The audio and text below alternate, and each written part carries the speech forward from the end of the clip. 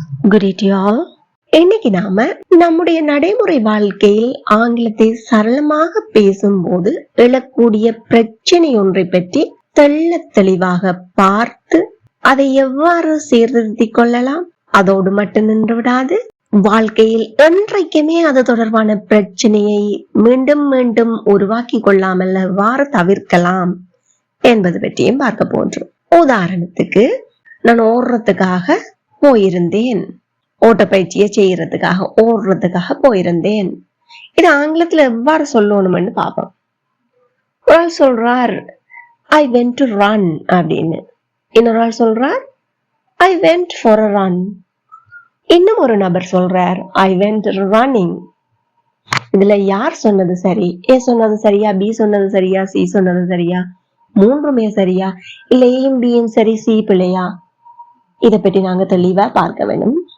அது மட்டும் இல்லாம இவங்க சொல்றாங்க தான் என்ன செய்தேன்னு சொல்லி, அதே மாதிரி இன்னொரு ஆளைக்கு சுட்டி காட்டி சொல்றாங்க she went to walk, she went for a walk, she went walking அப்படின்னு சொல்றாங்க. இதுலயும் எது சரி? மூன்றுமே சரியா? எங்களுக்கு குழப்பமா இருக்கு. ஒவ்வொரு வீடியோக்கள்ல வேற வேற இடங்கள்ல நாங்க வேற வேற இதுகளை கண்டிருக்கலாம். எங்களுடைய தாய்மொழிக்கு அமைவாக சிந்திக்கும் பார்க்கும் போது இதில் ஏதோ ஒன்று சரி போல கூட தோன்றும். எது சரி என்று பார்த்துடலாமா? இலக்கண ரீதியில், அதாவது ஆங்கில இலக்கண ரீதியில் மூன்றுமே சரி. All three are perfectly grammatical. அப்ப மூணும் சரிதானே, இதோடய இந்த வீடியோவை முடிச்சுக்கலாம் அப்படின்னு நினைக்கிறீங்களா? நிச்சயமா இல்ல. இது பற்றிய தெளிவான விளக்கத்தை பார்வையிடுவதற்கு முன்னர் இந்த வீடியோ உங்களுக்கு பயனுள்ளதாக இருக்குமாயின் மறக்காம ஒரு லைக் பண்ணிட்டு, நண்பர்களுக்கும் ஆங்கிலத்தை கற்றுக்கொள்ள வேண்டும் என்கின்ற பேரவா உடையவர்களுக்கும் ஷேர் பண்ணி கொள்ளுங்க இந்த வீடியோவை. இதே போல மேலும் பயனுள்ள தொடர்களை பார்வையிட இந்த சேனலை இதுவரை சப்ஸ்கிரைப் பண்ணி இருக்காவிட இப்பவே சப்ஸ்கிரைப் பண்ணி அருகே உள்ள பெல் ஐக்கனையும் அழுத்திக் கொள்ளுங்கள். Now let's move on to the video. A என்பவர் என்ன பயன்படுத்தியுள்ளார்? To run, to walk. நாங்க வேற வேற இதுகளும் சேர்த்துக்கொள்ளலாம். To jog, to swim, இவற்றையும் ஆட் பண்ணி கொள்ளலாம். இப்படி இந்த to என்பதோடு வருகின்றதை நாம் சொல்வோம் infinitive phrase and infinitive phrase. phrase என்ன? சொற்றொடர், சொற்களை கொண்டது. இரண்டு அல்லது இரண்டுக்கு மேற்பட்ட சொற்களை கொண்ட வாக்கியத்தின் பகுதியை நாங்க phrase அப்படின்னு சொல்வோம். அடுத்து B என்ன சொல்லி இருக்கிறார்? For a run, for a walk, for a jog, for a swim, அந்த மாதிரி வரும். இதை நாங்க சொல்லுவோம் a prepositional phrase அப்படின்னு சொல்லுவோம். ஏன் prepositional phrase என்று சொன்னா, இங்க for என்கின்ற preposition பயன்படுத்தியுள்ளோம், அதை கொண்ட சொற்றொடர் ஆகையால் prepositional phrase. அடுத்து நாங்க பார்ப்போம் running, walking, jogging, swimming, இது மாதிரி இருந்தா இதை நாங்க சொல்லுவோம் a errand. errand என்ன? verb noun, தொழிற்பெயர். Usually a speaker will probably favor one construction over the others depending on the speaker's native dialect.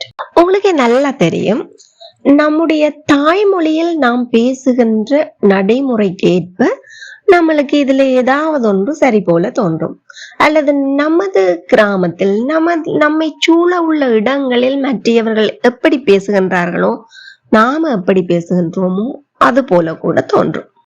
But native English speakers speak in the way the B and C speak. அதாவது ஆங்கிலத்தை தாய்மொழியாக கொண்டோர் B அல்லது C பேசியதை போல பேசுவார்கள். I went for a run, I went running, அல்லது she went for a walk, she went walking அப்படின்னு தான் நடைமுறை வாழ்க்கையில் பேசிக்கொள்வார்கள். அப்படின்னா I went to run, she went to walk, இது தப்பாண்டா? No, grammatically it is correct. இதற்கான மேலதிக விளக்கத்தை தொடர்ந்து பார்க்க போன்றோம். இந்த வீடியோ உங்களுக்கு பயனுள்ளதா இருந்தா மறக்காம ஒரு லைக் பண்ணிடுங்க. உதாரணத்துக்கு, what did you do last evening? நேற்று பின்னேரம் என்ன செய்தீங்க அப்படின்னு ஒரு ஆள் எங்கள்கிட்ட கேட்கிறாங்க. நாங்க அதுக்கு பதிலா என்ன சொல்லலாம்? I went running, I went walking, I went jogging, I went swimming அப்படின்னு சொல்லலாம். அல்லாட்டி I went for a run, I went for a walk, I went for a jog, I went for a swim அப்படின்னு சொல்லுவோம். இதே உங்கள்ட்ட ஒரு ஆள் கேக்குறாங்க, why did you go to the park? Why did you go to the beach? Why did you go to the river? அப்படின்னு நீங்க போன இடத்தை சொல்லி அங்கேயே போனாய் அப்படின்னு கேக்குறாங்க. இதுக்கு பதிலா நாங்க I went to run, I went to walk, I went to jog, I went to swim இதத்தான் பதிலா சொல்லலாம். இந்த இடத்துல நீங்க ரன்னிங் for a run இந்த மாதிரி சொல்ல முடியாது, சொல்லக்கூடாது. இது நேட்டிவ் ஸ்பீக்கரா இருந்தா கூட இப்படித்தான் சொல்லுவாங்க. ஒருவேளை நீங்க I went to walk, I went to run, I went to jog, I went to swim அப்படின்னு சொல்லிடுறீங்க ஒரு நேட்டிவ் ஸ்பீக்கர்கிட்ட. அதை கேட்டோன்னே அவர்கள் உங்களிடம் ஒரு கேள்வி கேட்பாங்க. ஓ அப்படியா, எங்க போனீங்க அப்படின்னு கேட்பாங்க. ஏன் இந்த செயலை நீங்க இப்படி சொன்னீங்கன்னு சொன்னா அவங்களுடைய எண்ணம் என்ன தோன்றும், இவர் தான் போன இடத்தை பற்றி சொல்றதுக்கு விரும்புறாருன்னு சொல்லி. அதாவது அந்த செயலை செய்யும் நோக்குடன் விசேஷமாக ஒரு இடத்துக்கு சென்றுள்ளீர்கள், அதை பற்றித்தான் சொல்ல போறீங்கன்னுட்டு தானே கதைய டெவலப் பண்றதுக்காக அடுத்த கேள்வி அவங்கள்ட்ட கேட்பார். அப்படியா, எங்க போனீங்க? நிச்சயமா கேட்பாங்க. Oh is it, where did you go? ரொம்ப எக்ஸைட்மெண்டோட கேட்பாங்க. ஏன் நீங்களும் அதைத்தான் சொல்ல போறீங்க, அவங்களே அந்த கதையை கேட்டு தொடர்றாங்க.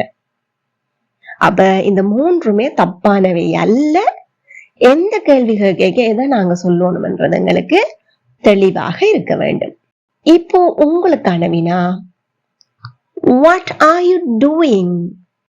Why are you going to the park? இவற்றிற்கு நீங்கள் சொல்லக்கூடிய பொருத்தமான விடைகளை கமெண்ட்ல மறக்காம சொல்லுங்க. இங்க டென்ஸை மாத்தி கேட்டிருக்கிறேன். So you have to be careful about the tense. Please do comment. Don't ignore it or don't hesitate.